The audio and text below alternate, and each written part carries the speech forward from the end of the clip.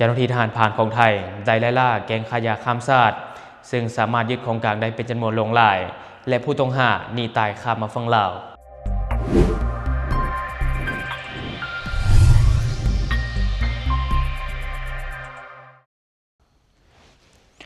สบายดีท่านผู้ชมยินดีต้อนรับเข้าสู่รายการช็อกเดอะนิวและข่าวที่ข้าพเจ้าอยากจะนำเสนอในมื้อนี้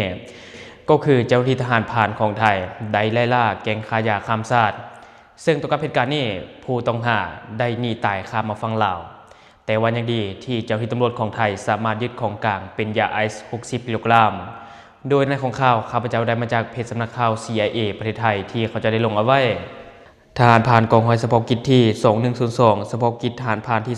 21ได้สมทบกำลังหลายหน่วยงานสกัดขบวนการค้ายาเสพติดข้ามชาติหลังจากพบสายกลุ่มสงสัยจำนวน3คนที่ลักลอบแบกยาไอซ์ข้ามแม่น้ำเหืองจากฝั่งสปป.ลาวเข้ามาฝั่งไทยในพื้นที่อำเภอทาลีก่อนจะแตกตื่นหนีตายกลับคืนประเทศเพื่อนบ้านโดยปาทิมยาไอซ์ของกลางน้ำหนักกว่า60กิโลกรัมไว้อยู่แคมป์ฝั่งแม่น้ำเหืองในเมื่อวันที่4กุมภาพันธ์2016ผู้สื่อข่าวจังหวัดเลยรายงานว่าเจ้าที่กองร้อยเฉพาะกิจฐานพรานที่2102หน่วยเฉพาะกิจฐานพรานที่21ได้จัดกำลังพลเฝ้ากวดกาตามแนวชายแดนหลังจากเบาะแสจากแหล่งข่าวว่าจะมีการลักลอบลำเลียงยาเสพติดข้ามแดนเข้ามาฝั่งไทยบริเวณบ้านอาลีบ้านหนองปกติและบ้านแกงม่วงอำเภอทาลีจังหวัดเลยจนกระทั่งในช่วงเวลากลางคืนขณะที่เจ้าหน้าที่ใส่กล้องส่องทางไกลเวลากลางคืน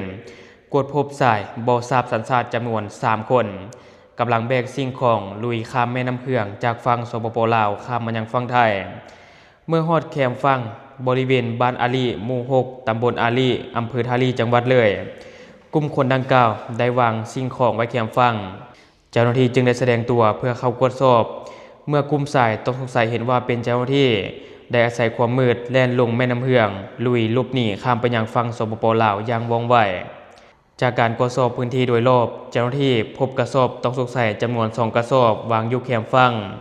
เมื่อตรวจสอบพบว่าภายในเป็นยาไอซ์บรรจุในห่อซาสีน้ำเงินหุ้มห่อด้วยพลาสติกรวมจำนวน60ห่อน้ำหนักรวมประมาณ60กิโลกรัมจากนั้นหน่วยทหารพรานได้ประสานสภ.พลทองฝ่ายปกครองอำเภอทาลี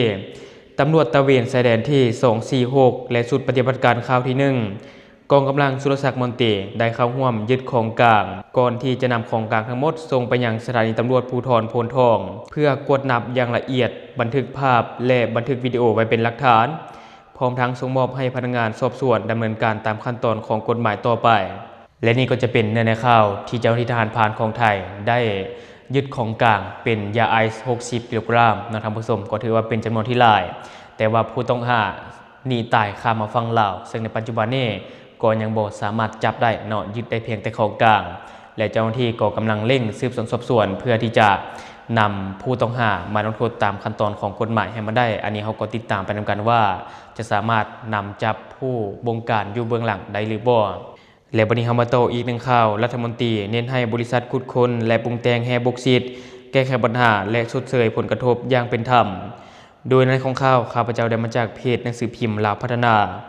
ในวันที่3กุมภาพันธ์2016ท่านมาลัยทองกรมสิทธิ์รัฐมนตรีกระทรวงอุตสาหกรรมและการค้าพร้อมด้วยคณะได้ลงติดตามสุกโยดำเนินโครงการขุดค้นและปรุงแต่งแฮบกซิตของบริษัทหุ้นส่วนกลุ่มลงทุนเวียดเฟืองที่เมืองดักจึกแขวงซีกองในการพบปะครั้งนี้ทางบริษัทได้เสนอให้กระทรวงดังนี้ข้อที่1พิจารณาอนุมัติให้โครงการผลิตไฟฟ้าใช้เองภายในโครงการ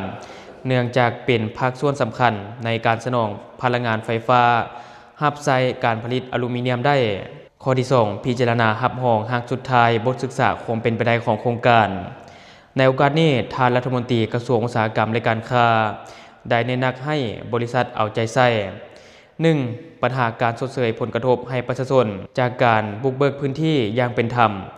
ไปพร้อมกับการสร้างเงื่อนไขพื้นฐานจำเป็นการพัฒนาชีวิตการเป็นอยู่ของประชาชนในท้องถิ่นนำเอาการพัฒนาและผลประโยชน์สูงสุดจากการพัฒนาโครงการมาสู่ประชาชนและชุมชนให้มีโฉมหน้าใหม่ข้อที่2ส่งเสริมให้ประชาชนเขตใกล้เคียงมีส่วนร่วมในการสนองวัตถุดิบและการบริการต่างๆให้แก่โครงการรับประกันให้โครงการและชุมชนเติบใหญ่ไปพร้อมกันอย่างมั่นคง ข้อที่ 3 ให้ร่วมมือและสนับสนุนองค์การปกครองท้องถิ่นและแผนกอุตสาหกรรมและการค้าคันท้องถิ่นให้เป็นคู่ร่วมมือยุทธศาสตร์ตลอดระยะการพัฒนาของโครงการข้อที่ 4 บรรดากรมที่เกี่ยวข้องเร่งประสานงานเพื่อแก้ไขปัญหาด้านนิติกรรมก็คือปัญหาเสนอของบริษัทให้ว่องไวเพื่ออำนวยความสะดวกให้แก่การดำเนินธุรกิจให้สอดคล้องกับระเบียบกฎหมายและบรรลุตามคาดหมายที่วางไว้โครงการขุดค้นและปรุงแต่งแฮบกซิตแห่งนี้ได้ดำเนินการขุดค้นแฮบกซิตและจะดำเนินการก่อสร้างโรงงานปรุงแต่งแฮบกซิตให้กลายเป็นผลิตภัณฑ์อลูมิเนียมปัจจุบันได้รับใบอนุญาตขุดค้นแล้ววันที่ 8 เดือน 9 2025 และได้บุกเบิกพื้นที่ในระยะที่ 2 สำเร็จ 100%มีเป้าหมายการผลิตอลูมิเนียมให้ได้ 1 ล้านตันต่อปีและจะเริ่มผลิตในปี 2028 เป็นต้นไปและที่ผ่านไปก็จะเป็นในข่าวที่ว่ารัฐมนตรีกระทรวงอุตสาหกรรมและการค้าได้เน้นหนักให้กลุ่มบริษัทที่ไปขุดค้นแฮบกซิตนี่นะเนาะให้เอาใจใส่หนึ่งคือชดเชยที่ดินให้กับพ่อแม่ประชาชนที่ว่าได้รับผลกระทบและก็ยังมีอีกหลายข้อที่ว่ารัฐมนตรีกระทรวงอุตสาหกรรมและการค้าได้เน้นหนักให้บริษัทเอาใจใส่เติมอันนี้ก็ถือว่าเป็นเรื่องที่ดีและทั้งหมดก็คือสิ่งที่ข้าพเจ้าอยากจะนำเสนอในมื้อนี้สำหรับท่านผู้ชมคนใดที่เบิ่งคลิปของข้าพเจ้าอยู่ยังบ่ได้กดติดตามช่องยังบ่ได้กดกระดิ่งแจ้งเตือนก็อย่าลืมไปกดเพื่อเป็นกำลังใจให้ข้าพเจ้าได้ผลิตคลิปดีๆแบบนี้ออกมาเรื่อยๆหรือว่าท่านผู้ชมคนใดอยากตามนิกิเตียนก็อย่าลืมฝากไว้ไปใต้คอมเมนต์ของเราแล้วเราจะเข้าไปอ่านและก็ตอบแลกเปลี่ยนประสบการณ์นํกันอย่าลืมสนับสนุนกันโดยการกดติดตามช่องขอขอบใจ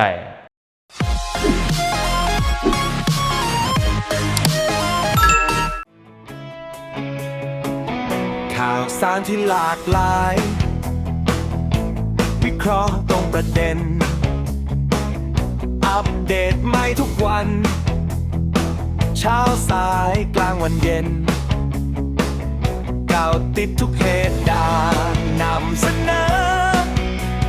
ให้ทุกท่านได้เห็น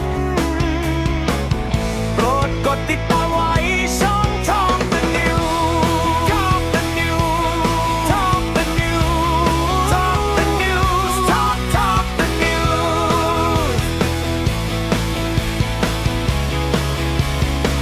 นำเสนอโดยคนลาวเจ้าข่าวจากกรุงไหนลงคลิปก่อนใครเสิร์ฟสิ่งใหม่ๆให้เสมอแหล่งข่าวเชื่อถือ